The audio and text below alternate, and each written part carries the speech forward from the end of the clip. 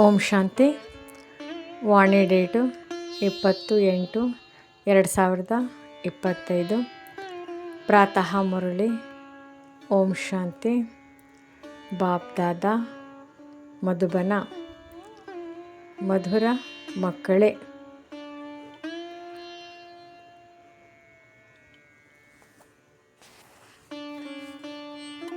ಶ್ರೀಮತದಂತೆ ನಡೆದು ಎಲ್ಲರಿಗೆ ಜೀವನ್ಮುಕ್ತಿಯನ್ನು ಪಡೆಯುವ ಮಾರ್ಗವನ್ನು ತಿಳಿಸಿ ಇಡೀ ದಿನ ಇದೇ ವ್ಯವಹಾರವನ್ನು ಮಾಡುತ್ತಾ ಇರಿ.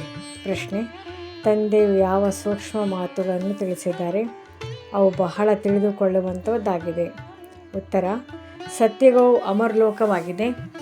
ಅಲ್ಲಿ ಆತ್ಮವು ಒಂದು ವಸ್ತ್ರವನ್ನು ಬಿಟ್ಟು ಇನ್ನೊಂದನ್ನು ತೆಗೆದುಕೊಳ್ಳುತ್ತದೆ. ಆದರೆ ಮೃತ್ಯುವಿನ ಹೆಸರಿರುವುದಿಲ್ಲ, ಆದ್ದರಿಂದ ಅದಕ್ಕೆ ಮೃತ್ಯು ಲೋಕವೆಂದು ಹೇಳಲಾಗುವುದಿಲ್ಲ. ಎರಡನೇದು, ಶಿವತಂದೆಯದು ಬೇಹದ್ದಿನ ರಚನೆಯಾಗಿದೆ. ಬ್ರಹ್ಮನ ರಚನೆಯು ಈ ಸಮಯದಲ್ಲಿ ಕೇವಲ ನೀವು ಬ್ರಾಹ್ಮಣರಾಗಿದ್ದಿರಿ. ತ್ರಿಮೂರ್ತಿ ಶಿವನೆಂದು ಹೇಳುತ್ತಾರೆ. ತ್ರಿಮೂರ್ತಿ ಬ್ರಹ್ಮನಲ್ಲ. ಇವೆಲ್ಲ ಸೂಕ್ಷ್ಮ ಮಾತುಗಳನ್ನು ತಂದೆ ತಿಳಿಸಿದ್ದಾರೆ. ಇಂತಹ ಮಾತುಗಳನ್ನು ಕುರಿತು ವಿಚಾರ ಮಾಡಿ ಬುದ್ಧಿಗೆ ತಾವೇ ಭೋಜನವನ್ನು ತಯಾರು ಮಾಡಿಕೊಳ್ಳಬೇಕಾಗಿದೆ. ಓಂ ಶಾಂತಿ. ತ್ರಿಮೂರ್ತಿ ಶಿವ ಭಗವಾನ್ ವಾಚ್. ಅವರಂತೂ ತ್ರಿಮೂರ್ತಿ ಬ್ರಹ್ಮನೆಂದು ಹೇಳುತ್ತಾರೆ. ತಂದೆ ತಿಳಿಸುತ್ತಾರೆ, ತ್ರಿಮೂರ್ತಿ ಶಿವ ಭಗವಾನ್ ವಾಚ್. ತ್ರಿಮೂರ್ತಿ ಬ್ರಹ್ಮ ಭಗವಾನ್ ವಾಚ್ ಎಂದು ಹೇಳುವುದಿಲ್ಲ. ನೀವು ತ್ರಿಮೂರ್ತಿ ಶಿವ ಭಗವಾನ್ ವಾಚ್ ಎಂದು ಹೇಳುತ್ತೀರಿ. ಅವರಂತೂ ಶಿವ ಶಂಕರನೆಂದು ಹೇಳಿ ಇಬ್ಬರನ್ನು ಸೇರಿಸಿಬಿಡುತ್ತಾರೆ. ಇದಂತೂ ನೇರವಾಗಿದೆ. ತ್ರಿಮೂರ್ತಿ ಬ್ರಹ್ಮನ ಬದಲು ತ್ರಿಮೂರ್ತಿ ಶಿವ ಭಗವಾನ್ ವಾಚ್ ಶಂಕರನು ಕಣ್ಣು ತೆರೆದಾಗ ವಿನಾಶವಾಗಿ ಬಿಡುತ್ತದೆ ಎಂದು ಮನುಷ್ಯರು ಹೇಳುತ್ತಾರೆ. ಇದೆಲ್ಲವೂ ಬುದ್ಧಿಯಿಂದ ಕೆಲಸ ತೆಗೆದುಕೊಳ್ಳಲಾಗುತ್ತದೆ. ಮೂವರದೇ ಮುಖ್ಯ ಪಾತ್ರವಿದೆ. ಬ್ರಹ್ಮ ಮತ್ತು ವಿಷ್ಣುವಿನದು 84 ಜನ್ಮಗಳ ದೊಡ್ಡ ಪಾತ್ರವಿದೆ. ವಿಷ್ಣು ಮತ್ತು ಪ್ರಜಾಪಿತ ಬ್ರಹ್ಮನ ಅರ್ಥವನ್ನು ತಿಳಿದುಕೊಂಡಿದ್ದೀರಿ. ಈ ಮೂವರದು ಪಾತ್ರವಿದೆ. ಬ್ರಹ್ಮನಿಗಂತೂ ಆದಿದೇವ ಆಡಮ್ ಎಂದು ಹೆಸರಿನ ಗಾಯನವಿದೆ.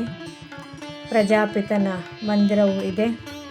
ಇದು ವಿಷ್ಣು ಮತ್ತು ಕೃಷ್ಣನ ಅಂತಿಮ 84ನೇ ಜನ್ಮವಾಗಿದೆ. ಇವರ ಹೆಸರನ್ನು ಬ್ರಹ್ಮನೆಂದು ಇಟ್ಟಿದ್ದಾರೆ. ಬ್ರಹ್ಮ ಮತ್ತು ವಿಷ್ಣುವನ್ನು ಸಿದ್ಧ ಮಾಡಲೇಬೇಕಾಗಿದೆ. ಬ್ರಹ್ಮನಿಗೆ ದತ್ತು ಮಗುವೆಂದು ಹೇಳುತ್ತಾರೆ. ಇವರಿಬ್ಬರೂ ಶಿವನ ಮಕ್ಕಳಾಗಿದ್ದಾರೆ. ವಾಸ್ತವದಲ್ಲಿ ಒಬ್ಬರೇ ಮಗುವಾಗಿದ್ದಾರೆ. ಲೆಕ್ಕ ಮಾಡುವುದಾದರೆ ಬ್ರಹ್ಮನು ಶಿವನ ಮಗುವನಾಗಿದ್ದಾರೆ. ತಂದೆ ಮತ್ತು ದಾದಾ, ಇಲ್ಲಿ ವಿಷ್ಣುವಿನ ಹೆಸರೇ ಬರುವುದಿಲ್ಲ. ಪ್ರಜಾಪಿತ ಬ್ರಹ್ಮರವರ ಮೂಲಕ ಶಿವ ತಂದೆಯು ಸ್ಥಾಪನೆ ಮಾಡುತ್ತಿದ್ದಾರೆ. ವಿಷ್ಣುವಿನ ಮೂಲಕ ಸ್ಥಾಪನೆ ಮಾಡಿಸುವುದಿಲ್ಲ. ಶಿವನ ಮಕ್ಕಳು ಇದ್ದಾರೆ, ಬ್ರಹ್ಮನ ಮಕ್ಕಳು ಇದ್ದಾರೆ. ವಿಷ್ಣುವಿನ ಮಕ್ಕಳೆಂದು ಹೇಳುವುದಿಲ್ಲ. ಅಥವಾ ಲಕ್ಷ್ಮೀನಾರಾಯಣರಿಗೂ ಬಹಳ ಮಂದಿ ಮಕ್ಕಳಿರಲು ಸಾಧ್ಯವಿಲ್ಲ. ಇದು ಬುದ್ಧಿಗೆ ಭೋಜನವಾಗಿದೆ. ಸ್ವಯಂ ತಾವೇ ಭೋಜನವನ್ನು ತಯಾರಿಸಿಕೊಳ್ಳಬೇಕು. ಎಲ್ಲರಿಗಿಂತ ಹೆಚ್ಚಿನ ಪಾತ್ರವು ವಿಷ್ಣುವಿನದೆಂದು ಹೇಳಬಹುದು. 84 ಜನ್ಮಗಳ ವಿರಾಟ ರೂಪವನ್ನು ವಿಷ್ಣುವಿನದೇ ತೋರಿಸುತ್ತಾರೆ, ಬ್ರಹ್ಮನದಲ್ಲ. ವಿರಾಟ ರೂಪವು ವಿಷ್ಣುವಿನದನ್ನೇ ಮಾಡುತ್ತಾರೆ. ಏಕೆಂದರೆ ಮೊಟ್ಟಮೊದಲು ಪ್ರಜಾಪಿತ ಬ್ರಹ್ಮನ ಹೆಸರನ್ನು ತೆಗೆದುಕೊಳ್ಳುತ್ತಾರೆ. ಬ್ರಹ್ಮನದು ಬಹಳ ಚಿಕ್ಕ ಪಾತ್ರವಿದೆ. ಆದ್ದರಿಂದ ವಿಷ್ಣುವಿನದೇ ವಿರಾಟ ರೂಪವನ್ನು ತೋರಿಸುತ್ತಾರೆ. ಚತುರ್ಭುಜವನನ್ನು ವಿಷ್ಣುವಿನ ರೂಪದಲ್ಲಿಯೇ ಮಾಡುತ್ತಾರೆ. ವಾಸ್ತವದಲ್ಲಿ ಈ ಅಲಂಕಾರಗಳು ನಿಮ್ಮದಾಗಿವೆ. ಇವು ಬಹಳ ತಿಳಿದುಕೊಳ್ಳುವ ಮಾತುಗಳಾಗಿವೆ. ಯಾವುದೇ ಮನುಷ್ಯರು ಈ ಮಾತುಗಳನ್ನು ತಿಳಿಸಲು ಸಾಧ್ಯವಿಲ್ಲ. ತಂದೆಯು ಹೊಸ ಹೊಸ ವಿಧಾನದಿಂದ ತಿಳಿಸುತ್ತಿರುತ್ತಾರೆ. ತಂದೆಯು ಹೇಳುತ್ತಾರೆ, ತ್ರಿಮೂರ್ತಿ ಶಿವ ಭಗವಾನ್ ವಾಚ್ ಸರಿಯಲ್ಲವೇ? ವಿಷ್ಣು, ಬ್ರಹ್ಮ ಮತ್ತು ಶಿವ, ಇದರಲ್ಲಿಯೂ ಪ್ರಜಾಪಿತ ಬ್ರಹ್ಮನೇ ಮಗನಾಗಿದ್ದಾರೆ. ವಿಷ್ಣುವನ್ನು ಮಗನೆಂದು ಹೇಳುವುದಿಲ್ಲ. ಭಲೆ ರಚನೆಯಾಗಿದೆ, ಆದರೆ ರಚನೆಯು ಬ್ರಹ್ಮನದೇ ಆಗಿದೆಯಲ್ಲವೇ? ನಂತರ ಭಿನ್ನ ನಾಮ ರೂಪವನ್ನು ತೆಗೆದುಕೊಳ್ಳುತ್ತಾರೆ. ಮುಖ್ಯವಾದ ಪಾತ್ರವು ಅವರದಾಗಿದೆ. ಬ್ರಹ್ಮನ ಪಾತ್ರವು ಈ ಸಮಯದಲ್ಲಿ ಬಹಳ ಚಿಕ್ಕದಾಗಿದೆ. ವಿಷ್ಣುವಿನ ರಾಜ್ಯವು ಎಷ್ಟು ಸಮಯದ್ದಾಗಿದೆ. ಇಡೀ ವೃಕ್ಷದ ಬೀಜರೂಪವು ಶಿವ ತಂದೆಯದಾಗಿದೆ. ಅವರ ರಚನೆಗೆ ಸಾಲಿಗ್ರಾಮಗಳೆಂದು ಹೇಳಲಾಗುತ್ತದೆ. ಬ್ರಹ್ಮನ ರಚನೆಗೆ ಬ್ರಾಹ್ಮಣ ಬ್ರಾಹ್ಮಣಿಯರೆಂದು ಹೇಳುತ್ತಾರೆ. ಈಗ ಶಿವನ ರಚನೆ ಎಷ್ಟಿದೆಯೋ ಅಷ್ಟು ಬ್ರಹ್ಮನ ರಚನೆ ಇಲ್ಲ. ಶಿವನ ರಚನೆಯು ಬಹಳಷ್ಟಿದೆ. ಎಲ್ಲ ಆತ್ಮಗಳು ಅವರ ಸಂತಾನರಾಗಿದ್ದಾರೆ. ಬ್ರಹ್ಮನ ರಚನೆಯು ಕೇವಲ ನೀವು ಬ್ರಾಹ್ಮಣರೇ ಆಗಿದ್ದೀರಿ. ಹದ್ದಿನಲ್ಲಿ ಬಂದು ಬಿಟ್ಟಿರಲ್ಲವೇ? ಶಿವ ತಂದೆಯದು ಬೇಹದ್ದಿನ ರಚನೆಯಾಗಿದೆ. ಅಂದರೆ ಎಲ್ಲ ಆತ್ಮಗಳು ಬೇಹದ್ ಆತ್ಮಗಳು ಕಲ್ಯಾಣ ಮಾಡುತ್ತಾರೆ. ಬ್ರಹ್ಮರವರ ಮೂಲಕ ಸ್ವರ್ಗದ ಸ್ಥಾಪನೆ ಮಾಡುತ್ತಾರೆ. ನೀವು ಬ್ರಾಹ್ಮಣರೇ ಹೋಗಿ ಸ್ವರ್ಗವಾಸಿಗಳಾಗುತ್ತೀರಿ. ಮತ್ತಾರಿಗೂ ಸ್ವರ್ಗವಾಸಿಗಳೆಂದು ಹೇಳುವುದಿಲ್ಲ. ನಿರ್ವಾಣವಾಸಿ ಅಥವಾ ಶಾಂತಿಧಾಮದ ನಿವಾಸಿಗಳಂತೂ ಎಲ್ಲರೂ ಆಗುತ್ತಾರೆ. ಎಲ್ಲರಿಗಿಂತ ಶ್ರೇಷ್ಠ ಸೇವೆಯು ಶಿವ ತಂದೆಯದಾಗಿದೆ. ಏಕೆಂದರೆ ಎಲ್ಲ ಆತ್ಮರನ್ನು ಕರೆದುಕೊಂಡು ಹೋಗುತ್ತಾರೆ. ಎಲ್ಲರ ಪಾತ್ರವು ಬೇರೆ ಬೇರೆಯಾಗಿದೆ. ಶಿವ ತಂದೆಯು ಸಹ ಹೇಳುತ್ತಾರೆ, ನನ್ನ ಪಾತ್ರವು ಬೇರೆಯಾಗಿದೆ. ಎಲ್ಲರ ಲೆಕ್ಕಾಚಾರಗಳನ್ನು ಮುಕ್ತಾಯ ಮಾಡಿಸಿ ನಿಮ್ಮನ್ನು ಪತಿತರಿಂದ ಪಾವನರನ್ನಾಗಿ ಮಾಡಿ ಕರೆದುಕೊಂಡು ಹೋಗುತ್ತೇನೆ. ನೀವಿಲ್ಲಿ ಪಾವನರಾಗಲು ಪರಿಶ್ರಮ ಪಡುತ್ತಿದ್ದೀರಿ. ಉಳಿದವರೆಲ್ಲರೂ ಅಂತಿಮ ಸಮಯದಲ್ಲಿ ತಮ್ಮ ಲೆಕ್ಕಾಚಾರಗಳನ್ನು ಮುಗಿಸಿಕೊಂಡು ಹೋಗುತ್ತಾರೆ. ಮತ್ತೆ ಮುಕ್ತಿಧಾಮದಲ್ಲೇ ಕುಳಿತಿರುತ್ತಾರೆ. ಸೃಷ್ಟಿಚಕ್ರವು ಸುತ್ತಲೇಬೇಕಾಗಿದೆ. ನೀವು ಮಕ್ಕಳು ಬ್ರಹ್ಮರವರ ಮೂಲಕ ಬ್ರಾಹ್ಮಣರಾಗಿ ನಂತರ ದೇವತೆಗಳಾಗುತ್ತೀರಿ. ನೀವು ಬ್ರಾಹ್ಮಣರು ಶ್ರೀಮತದಂತೆ ಸೇವೆ ಮಾಡುತ್ತೀರಿ. ಮುಕ್ತಿ ಮತ್ತು ಜೀವನ್ಮುಕ್ತಿಯನ್ನು ಪಡೆಯಬೇಕೆಂದರೆ ಈ ರೀತಿ ಪಡೆಯಬಹುದೆಂದು ಕೇವಲ ಮನುಷ್ಯರಿಗೆ ಮಾತ್ರವೇ ತಿಳಿಸುತ್ತೀರಿ. 2 ಬೀಗದ ಕೈಗಳು ಕೈಯಲ್ಲಿದೆ. ಮುಕ್ತಿಯಲ್ಲಿ ಯಾರು ಮತ್ತು ಜೀವನ್ಮುಕ್ತಿಯಲ್ಲಿ ಯಾರ್ಯಾರು ಹೋಗುತ್ತಾರೆಂದು ನಿಮಗೆ ತಿಳಿದಿದೆ. ನಿಮಗೆ ಇಡೀ ದಿನ ಇದೇ ಕಾರ್ಯ ಮಾಡಬೇಕಾಗಿದೆ. ಯಾರಾದರೂ ದವಸ ಧಾನ್ಯಗಳ ವ್ಯಾಪಾರ ಮಾಡುತ್ತಾರೆಂದರೆ ಇಡೀ ದಿನ ಅದೇ ಬುದ್ಧಿಯಲ್ಲಿರುತ್ತದೆ. ಹಾಗೆಯೇ ನಿಮ್ಮ ವ್ಯಾಪಾರವು ರಚನೆಯ ಆದಿಮಧ್ಯ ಅಂತ್ಯವನ್ನು ತಿಳಿದುಕೊಳ್ಳುವುದು, ಅನ್ಯರಿಗೆ ಮುಕ್ತಿ ಜೀವನ್ಮುಕ್ತಿಯ ಮಾರ್ಗವನ್ನು ತಿಳಿಸುವುದಾಗಿದೆ. ಯಾರು ಈ ಧರ್ಮದವರಾಗಿದ್ದಾರೆಯೋ ಅವರು ಬಂದು ಬಿಡುತ್ತಾರೆ. ಹೀಗೆ ಬಹಳ ಧರ್ಮದವರಿದ್ದಾರೆ. ಯಾರೂ ಬದಲಾಗುವುದೇ ಇಲ್ಲ. ಹೇಗೆ ಆಂಗ್ಲೋ ಕ್ರಿಶ್ಚಿಯನರು ಕಪ್ಪು ಬಣ್ಣದವರಾಗಿರುತ್ತಾರೆ, ರೂಪವಂತೂ ಬದಲಾಗುವುದಿಲ್ಲ. ಕೇವಲ ಈ ರೀತಿ ಬದಲಾಯಿಸುತ್ತಾರೆ. ಅಂದರೆ ರೂಪವು ಬದಲಾಗುತ್ತದೆ ಎಂದಲ್ಲ. ಕೇವಲ ಧರ್ಮವನ್ನು ಒಪ್ಪುತ್ತಾರೆ. ಕೆಲವರು ಬೌದ್ಧರು ಧರ್ಮವನ್ನು ಒಪ್ಪುತ್ತಾರೆ. ಏಕೆಂದರೆ ದೇವಿ ದೇವತಾ ಧರ್ಮವಂತೂ ಪ್ರಾಯಲೋಪವಾಗಿದೆ. ನಾವು ಆದಿ ಸನಾತನ ದೇವಿ ದೇವತಾ ಧರ್ಮದವರೆಂದು ಯಾರೊಬ್ಬರೂ ಹೇಳುವುದಿಲ್ಲ. ದೇವತೆಗಳ ಚಿತ್ರಗಳು ಕೆಲಸಕ್ಕೆ ಬರುತ್ತದೆ. ಆತ್ಮವು ಅವಿನಾಶಿಯಾಗಿದೆ. ಅದೆಂದೂ ಸಾಯುವುದಿಲ್ಲ. ಒಂದು ಶರೀರವನ್ನು ಬಿಟ್ಟು ಇನ್ನೊಂದನ್ನು ತೆಗೆದುಕೊಂಡು ಪಾತ್ರವನ್ನು ಅಭಿನಯಿಸುತ್ತದೆ. ಸತ್ಯುಗಕ್ಕೆ ಮೃತ್ಯುಲೋಕವೆಂದು ಹೇಳುವುದಿಲ್ಲ. ಅದು ಅಮರಲೋಕವಾಗಿದೆ. ಕೇವಲ ವಸ್ತ್ರವನ್ನು ಬದಲಾಯಿಸುತ್ತಾರೆ. ಈ ಮಾತುಗಳು ಬಹಳ ಸೂಕ್ಷ್ಮ ತಿಳಿದುಕೊಳ್ಳುವಂಥದ್ದಾಗಿದೆ. ಇವು ಸಾಮಾನ್ಯವಾದ ಮಾತುಗಳಲ್ಲ. ಹೇಗೆ ವಿವಾಹವಾದಾಗ ಕೆಲವರಿಗೆ ವರದಕ್ಷಿಣೆಯಾಗಿ ವಸ್ತ್ರಗಳನ್ನು ಕೊಡುತ್ತಾರೆ, ಕೆಲವರಿಗೆ ಸ್ವಲ್ಪ ಹಣವನ್ನು ಕೊಡುತ್ತಾರೆ, ಕೆಲವರಿಗೆ ಕೈ ತುಂಬಿ ಕೊಡುತ್ತಾರೆ, ಕೆಲವರು ಎಲ್ಲವನ್ನು ತೋರಿಸಿ ತೋರ್ಪಡಿಕೆ ಕೊಡುತ್ತಾರೆ, ಇನ್ನು ಕೆಲವರು ಗುಪ್ತವಾಗಿ ಪೆಟ್ಟಿಗೆಯಲ್ಲಿ ತುಂಬಿಸಿ ಕೊಡುತ್ತಾರೆ. ಭಿನ್ನ ಭಿನ್ನ ಪ್ರಕಾರದವರು ಇರುತ್ತಾರೆ. ನಿಮಗಂತೂ ಬಹಳಷ್ಟು ಆಸ್ತಿಯೂ ಸಿಗುತ್ತದೆ. ಏಕೆಂದರೆ ನೀವೆಲ್ಲರೂ ವಧುಗಳಾಗಿದ್ದೀರಿ.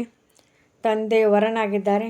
ನೀವು ಮಕ್ಕಳಿಗೆ ಶೃಂಗಾರ ಮಾಡಿ ವಿಶ್ವದ ರಾಜ್ಯಭಾಗ್ಯವನ್ನು ಕೈ ತುಂಬಿ ಕೊಡುತ್ತಾರೆ. ನೀವು ವಿಶ್ವದ ಮಾಲೀಕರಾಗುತ್ತೀರಿ. ಮುಖ್ಯ ಮಾತು ನೆನಪಿನದಾಗಿದೆ. ಜ್ಞಾನವು ಬಹಳ ಸಹಜ. ಕೇವಲ ತಂದೆಯನ್ನು ನೆನಪು ಮಾಡುವುದಾಗಿದೆ. ಆದರೆ ವಿಚಾರ ಮಾಡಿದಾಗ ನೆನಪೇ ಬಹಳ ಬೇಗನೆ ಜಾರಿ ಹೋಗುತ್ತದೆ. ಬಹುತೇಕ ಮಂದಿ ಇದನ್ನೇ ಹೇಳುತ್ತಾರೆ, ಬಾಬಾ, ನೆನಪು ಮರೆತು ಹೋಗುತ್ತದೆ. ನೀವು ಯಾರಿಗಾದರೂ ತಿಳಿಸುವಾಗ ಯಾವಾಗಲೂ ನೆನಪು ಎಂಬ ಶಬ್ದವನ್ನು ಹೇಳಿರಿ. ಯೋಗ ಶಬ್ದವು ತಪ್ಪಾಗಿದೆ. ಹೇಗೆ ಶಿಕ್ಷಕರಿಗೆ ವಿದ್ಯಾರ್ಥಿಗಳ ನೆನಪಿರುತ್ತದೆ? ತಂದೆಯು ಪರಮ ಆತ್ಮನಾಗಿದ್ದಾರೆ. ನೀವು ಆತ್ಮಗಳು ಪರಮ ಅರ್ಥಾತ್ ಶ್ರೇಷ್ಠರಲ್ಲ. ನೀವು ಪತಿತರಾಗಿದ್ದೀರಿ. ಆದ್ದರಿಂದ ತಂದೆಯನ್ನು ನೆನಪು ಮಾಡಿ. ತಂದೆ ಶಿಕ್ಷಕ ಗುರುವನ್ನು ನೆನಪು ಮಾಡಲಾಗುತ್ತದೆ. ಗುರುಗಳು ಶಾಸ್ತ್ರಗಳನ್ನು ತಿಳಿಸುತ್ತಾರೆ, ಮಂತ್ರವನ್ನು ಕೊಡುತ್ತಾರೆ. ಆದರೆ ಇಲ್ಲಿ ತಂದೆಯದು ಒಂದೇ ಮಂತ್ರವಾಗಿದೆ, ಮನ್ಮನಾಭವ. ಮತ್ತೇನಾಗುವುದು? ಮಧ್ಯಾಜಿ ಭವ. ನೀವು ವಿಷ್ಣುಪುರಿಯಲ್ಲಿ ಹೊರಟು ಹೋಗುತ್ತೀರಿ. ಎಲ್ಲರೂ ರಾಜ ರಾಣಿಯರಾಗುವುದಿಲ್ಲ. ರಾಜ ರಾಣಿ ಮತ್ತು ಪ್ರಜೆಗಳು ಇರುತ್ತಾರೆ. ಅಂದಾಗ ಮುಖ್ಯವಾದವರು ತ್ರಿಮೂರ್ತಿಗಳಾಗಿದ್ದಾರೆ. ಶಿವತಂದೆಯ ನಂತರ ಬ್ರಹ್ಮ. ಇವರೇ ಮನುಷ್ಯ ಸೃಷ್ಟಿ ಅರ್ಥಾತ್ ಬ್ರಾಹ್ಮಣರನ್ನು ರಚಿಸುತ್ತಾರೆ ಮತ್ತು ಬ್ರಾಹ್ಮಣರಿಗೆ ಓದಿಸುತ್ತಾರೆ. ಇದು ಹೊಸ ಮಾತಲ್ಲವೇ? ನೀವು ಬ್ರಾಹ್ಮಣಿಯರು ಪರಸ್ಪರ ಸಹೋದರಿಯರಾಗಿದ್ದೀರಿ. ನಾವು ಸಹೋದರಿಯರೆಂದು ವೃದ್ಧರು ಹೇಳುತ್ತೀರಿ. ಇದು ಆಂತರ್ಯದಲ್ಲಿ ತಿಳಿದುಕೊಳ್ಳುವ ಮಾತುಗಳಾಗಿವೆ. ಮೇಲೆ ಕೇವಲ ಹೇಳುವ ಮಾತಲ್ಲ. ಭಗವಂತನು ಪ್ರಜಾಪಿತ ಬ್ರಹ್ಮರವರ ಮೂಲಕ ಸೃಷ್ಟಿಯನ್ನು ರಚಿಸಿದರು. ಅಂದಮೇಲೆ ಸಹೋದರಿಯರಾದಿರಲ್ಲವೇ? ಒಬ್ಬ ಪ್ರಜಾಪಿತ ಬ್ರಹ್ಮನ ಮಕ್ಕಳೇ ಆಗಿದ್ದೀರಿ. ಇವು ತಿಳಿದುಕೊಳ್ಳುವ ಮಾತುಗಳಾಗಿವೆ. ಮಕ್ಕಳಿಗೆ ಬಹಳ ಖುಷಿ ಇರಬೇಕು. ನಮಗೆ ಓದಿಸೋರು ಯಾರು? ಶಿವತಂದೆ. ತ್ರಿಮೂರ್ತಿ ಶಿವ. ಬ್ರಹ್ಮನದು ಬಹಳ ಸ್ವಲ್ಪ ಸಮಯವಾಗಿದೆ ಪಾತ್ರವಿದೆ. ಸತ್ಯುಗಿ ರಾಜಧಾನಿಯಲ್ಲಿ ವಿಷ್ಣುವಿನದು 8 ಜನ್ಮಗಳ ಪಾತ್ರವು ನಡೆಯುತ್ತದೆ. ಬ್ರಹ್ಮರವರದು ಒಂದೇ ಜನ್ಮದ ಪಾತ್ರವಿದೆ. ಆದ್ದರಿಂದ ವಿಷ್ಣುವಿನ ಪಾತ್ರವು ದೊಡ್ಡದೆಂದು ಹೇಳಲಾಗುತ್ತದೆ. ತ್ರಿಮೂರ್ತಿ ಶಿವನು ಮುಖ್ಯವಾಗಿದ್ದಾರೆ. ಅವರ ನಂತರ ಬ್ರಹ್ಮನ ಪಾತ್ರವು ಬರುತ್ತದೆ.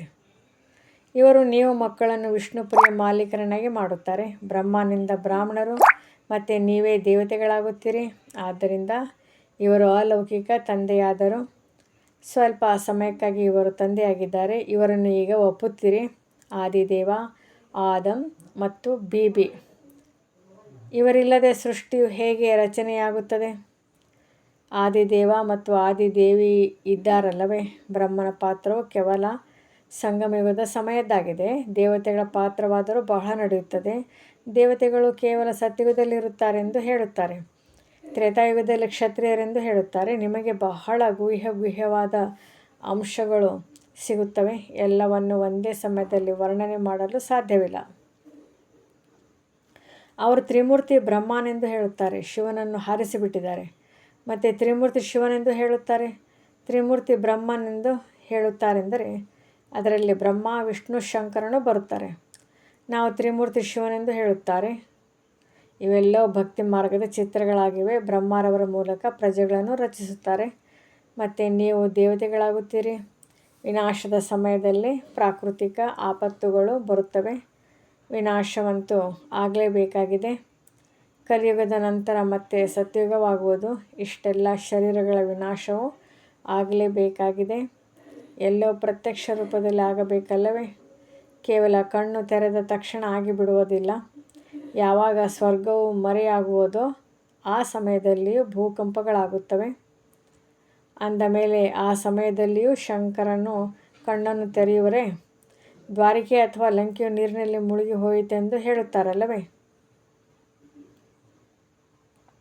ಈಗ ತಂದೆ ತಿಳಿಸುತ್ತಾರೆ, ನಾನು ಕಲ್ಲು ಬುದ್ಧಿಯವರನ್ನು ಪಾರಸ ಬುದ್ಧಿಯವರನ್ನಾಗಿ ಮಾಡಲು ಬಂದಿದ್ದೇನೆ.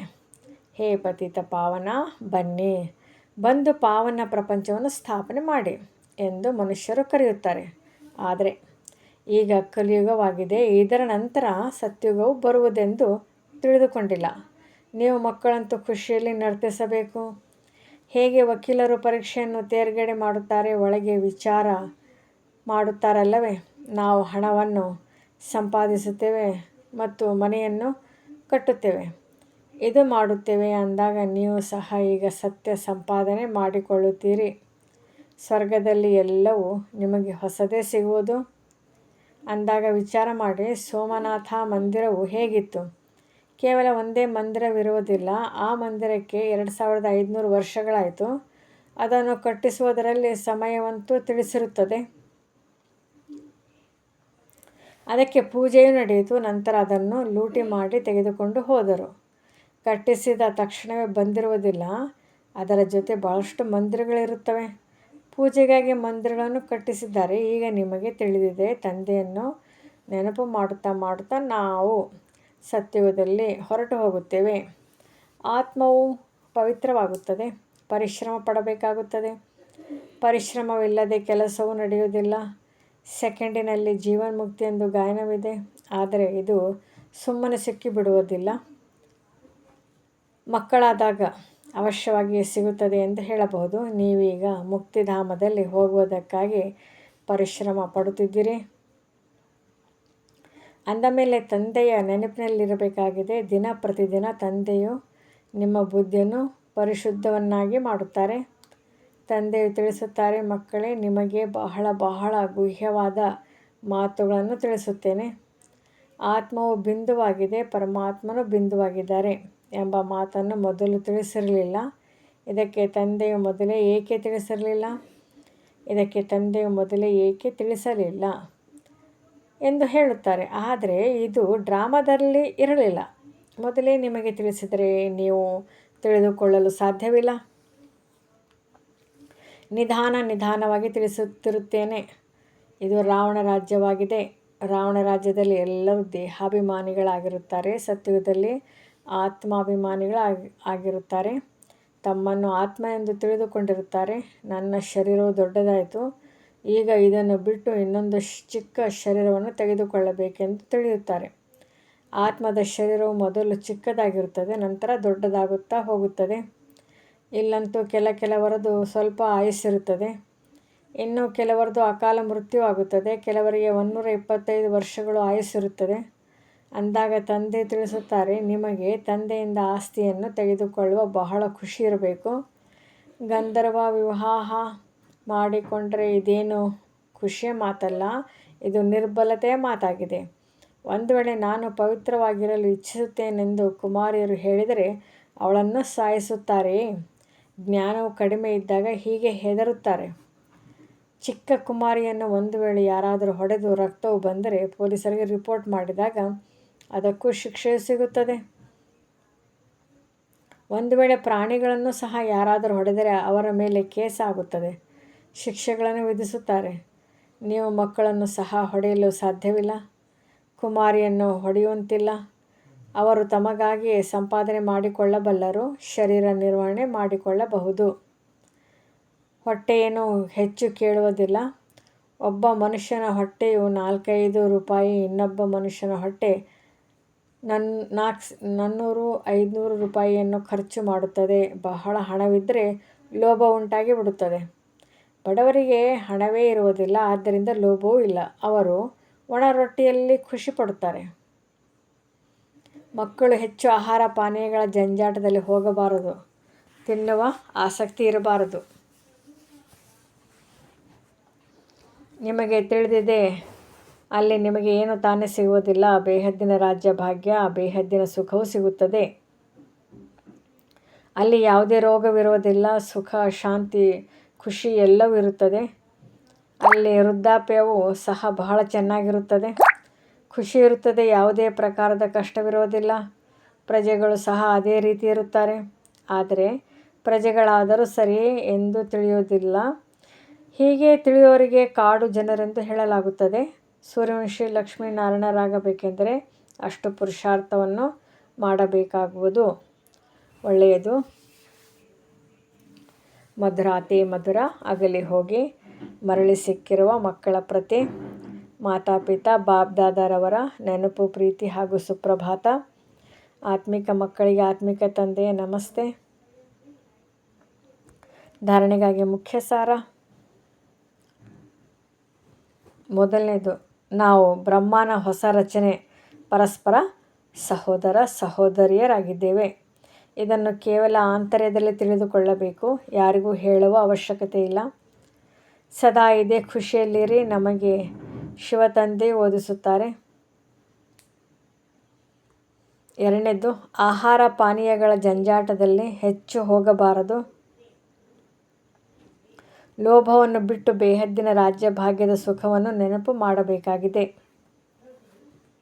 ವರದಾನ.